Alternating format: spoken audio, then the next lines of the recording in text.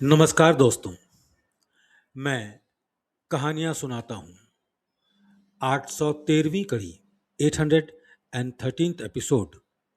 अभिवादन स्वीकार कीजिए देवतोष का। दोस्तों, आज जो मैं खत पढ़ रहा हूँ 16 नवंबर साल 1949, नवंबर 16th 1949। इस खत को पढ़ते समय, सुनते समय आपको ये फैसला करना है कि कहाँ पर लालाजी साहब का डिक्टेट है, कहाँ पर बाबूजी साहब लिखवा रहे हैं। खत सुनिए। बिरादर अजीजन, दुआ। खत अजीज का मिला और पंडित जी साहब का भी मैं दीगर खतूत बाकी खतों के। खत अजीज का मिला और चौबे जी साहब का भी मैं दीगर खतूत।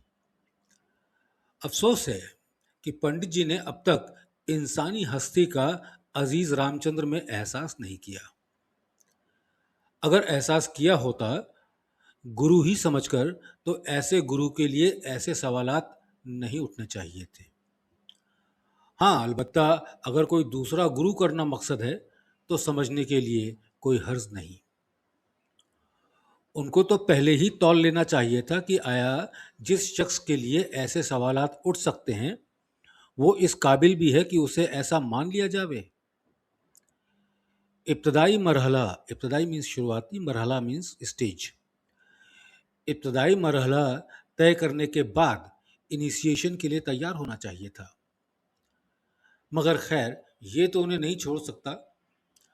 उनकी ये हालत दीगर रही और ईश्वर न करे कि बदएतकादी पैदा हो जाए। बदएतकादी, अविश्वास। मगर खैर, ये तो उन्हें छोड़ सकता ही नहीं। उनकी ये हालत दीगर रही और ईश्वर न करे कि बदएतकादी पैदा हो जाए, और उन्हें छोड़ने का हर वक्त इख्तियार है। अगर उनको एतकाद की कोई नई सूरत इख्तियार करनी थी तो सवाल जायज़ थे। मगर जब किसी दूसरे से एतकाद पैदा करना ही मकसद नहीं, तो ये सवालात बेकार।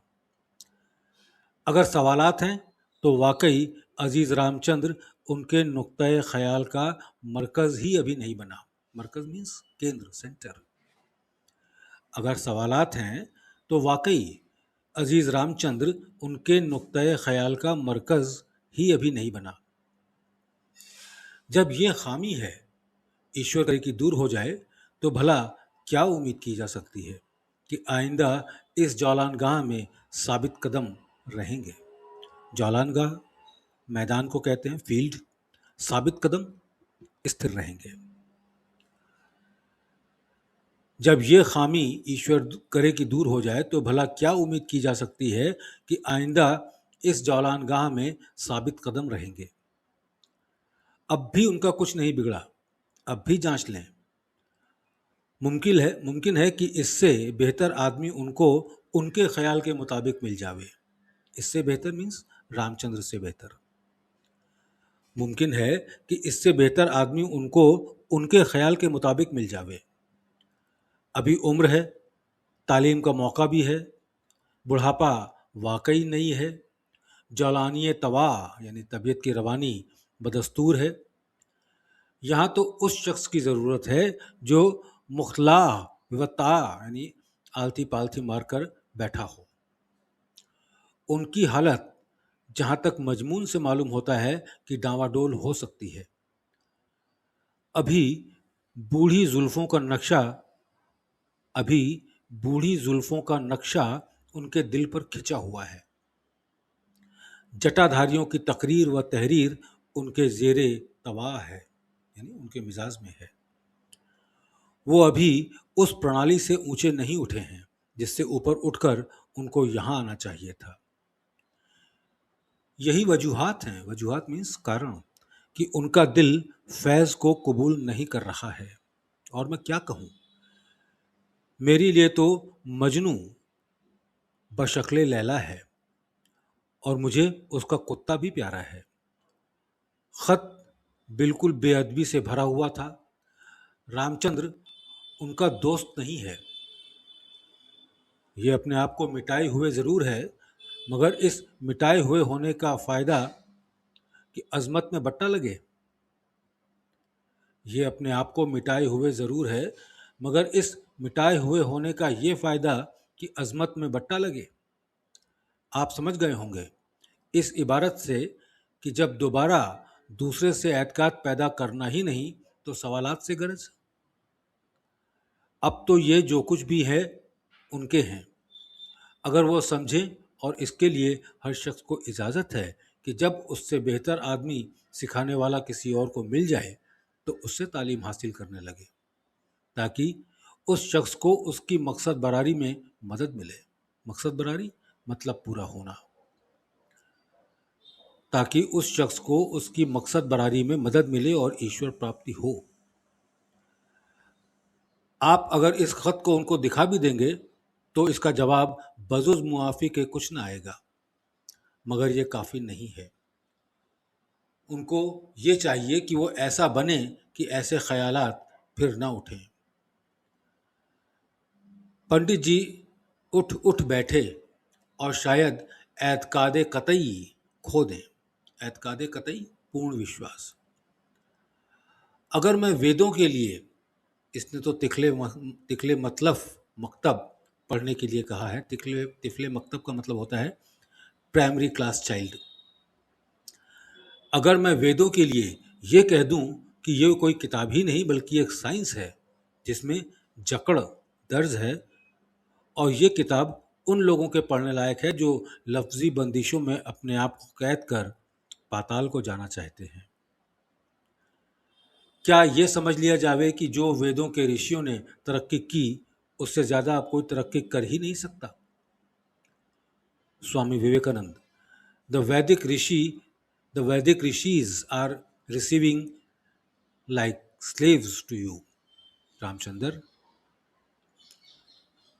मुझे खौफ है कि कहीं पंडित जी को ये जुमला नागवार ना हो। अगर ऐसा है तो इसके मायने ये हुए कि ईश्वर की कोई हद ज़रूर है जिसके आगे कोई बढ़ ही नहीं सकता, और अगर हद है तो ईश्वर लामहदूद नहीं है। लामहदूद अनलिमिटेड। अगर ऐसा है तो इसके मायने ये हैं कि ईश्वर की कोई हद ज़रूर है जिसके आगे कोई बढ़ ही नहीं सकता, और अगर हद है तो ईश्वर लामहदूद नहीं। मैं चाहता तो ये हूँ कि यह खत पंडित जी को सुना दिया जाए, मगर यह खत आप ही के पास रहेगा और कोई शख्स सिवाय पंडित जी के नहीं देखेगा। उनको यह खत देने की ज़रूरत नहीं है, आप ही के पास बैठकर पढ़ लें, और न इसको आम तौर पर किसी को सुनाने की ज़रूरत है। और यही हाल उस खत का है जो उसने यानी रामचंद्र ने पंडित जी को जवाब में लिखा। वो खत आप ही के पास रहेगा, उसकी नकल पंडित जी या कोई नहीं रख सकता। पंडित जी का खत भी उसके साथ मैं वापस करता हूँ, वो भी आपके ही पास रहेगा। ये खत उन्हें देने की ज़रूरत नहीं है, अलबत्ता पढ़ सकते हैं। पंडित जी बूढ़े आदमी हैं, फिर भी उन पर तरस आता है कि पंडित जी बूढ़े आदमी हैं, फिर भी उस पे तरस आता है कि ईश्वर करे कि वो सुधर जाएं। बाकी हाल ये खुद लिखेगा अगर लिखाना चाहेगा। ये खत तुम्हारे लाला जी का है जो तुमको लिखा गया। मुझे दुआगो समझो। भाईमन तस्लीम। क्योंकि अजीज़म नारायण कल लखीमपुर जा रहा है, मैंने और भी खतूत जो लिखे थे भेज रहा हूँ, और पंडित जी के खत की मुझे बहुत जवाब की जल्दी थी, इसलिए इस वक्त 12:30 बज चुके हैं। कस्तूरी के खत को वाज़ेह तौर पर जवाब दिया जाना था, और केसर के भी।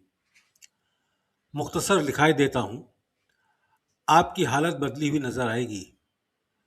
जहाँ तक मेरा ख्याल है, हाल लिखना मुमकिन हो तो नारायण के हाथ लिखकर भेज देना।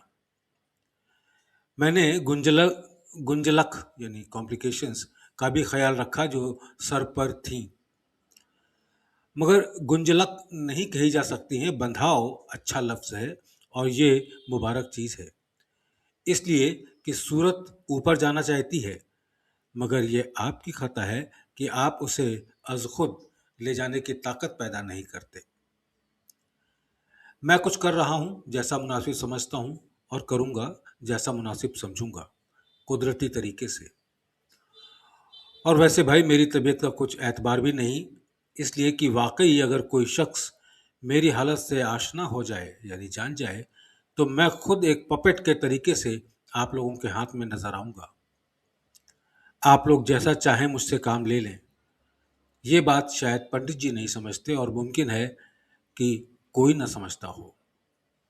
ये मेरी ख़ास हालत है जिसको मैं सोचता था कि कॉन्फिडेंशियल नोट्स में लिखाऊं, मगर सोचा नहीं ज़िंदगी में आप लोगों से कह जाऊं ताकि आप लोग भी इसको जान जाएं और फ़ायदा उठा लें। आगे मैं वाज़ेह करना नहीं चाहता, आप लोग खुद सोचें। दोस्तों, इस पैराग्राफ को मैं फिर से पढ़ रहा हूं। अगर कोई शख्स मेरी हालत से आशना हो जाए तो मैं खुद पपेट के तरीके से आप लोगों के हाथों में नज़र आऊँगा। आप लोग जैसा चाहें मुझसे काम ले लें। ये बात शायद पंडित जी नहीं समझते और मुमकिन है कोई ना समझता हो।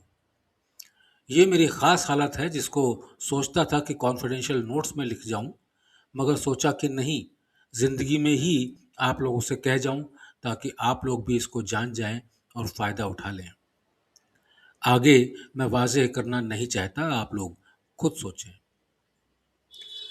मैंने आपके मन को लिया है और जो कुछ भी मैंने किया है उससे ये हुआ है कि मन का सर्कल अगर पहले नुक्ते की शक्ल में था तो अब पैसा भर फैला हुआ है और उसकी रोशनी कुछ अपने चारों तरफ है।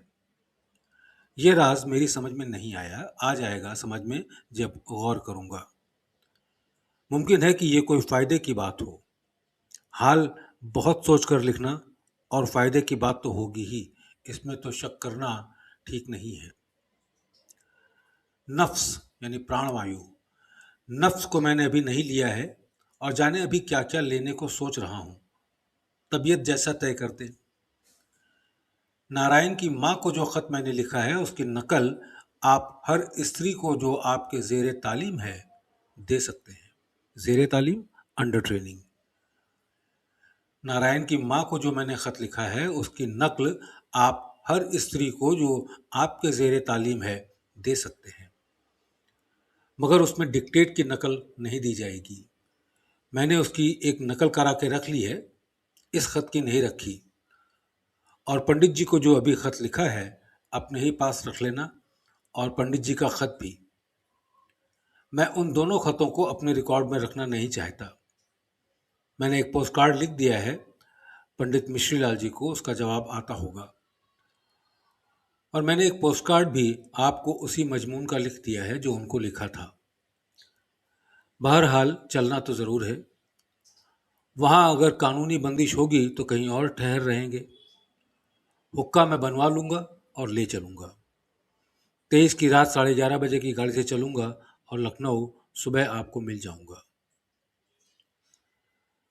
पुत्ती बाबू के वालिद के बारे में जो इलाहाबाद जाने के बारे में आपने लिखा है, उनका जाना अगर बालिहाज ताल्लुकात यानी संबंधों की दृष्टि से पंडित जी से है, अगर मुनासिब है तो कोई हर्ज नहीं, मगर इस लिहाज से कि तृप्ति के मुकाम पर मुझसे ताल्लुक जोड़ने के लिए उनको ज़बरदस्ती तकलीफ दी जाए, इसलिए उनको मैं तकलीफ देना नहीं चाहता।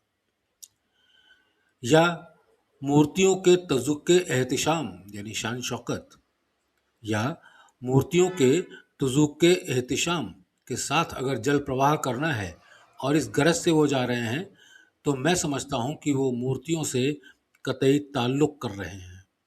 कतई ताल्लुक़, संबंध तोड़ना। तो मैं समझता हूँ कि वो मूर्तियों से कतई ताल्लुक़ कर रहे हैं, तर्क ताल्लुक़ नहीं। देखिए, कतई ताल्लुक़ कहते हैं संबंध तोड़ना और तर्क ताल्लुक़ कहते हैं अस्थायी रूप से संबंध विच्छेद। अगर ज़बरदस्ती उनसे कोई काम करा दिया जाए तो वो कह सुनकर उसको कर भी डालें तो क्या इससे मेरी तबीयत ज़बरदस्ती ठूस ठास की चाहेगी? हरगिज़ नहीं। मुझे अपने मालिक से भी डर है। फ़कत बच्चों को दुआ, दुआ गो रामचंद्र। Swami Vivekanand.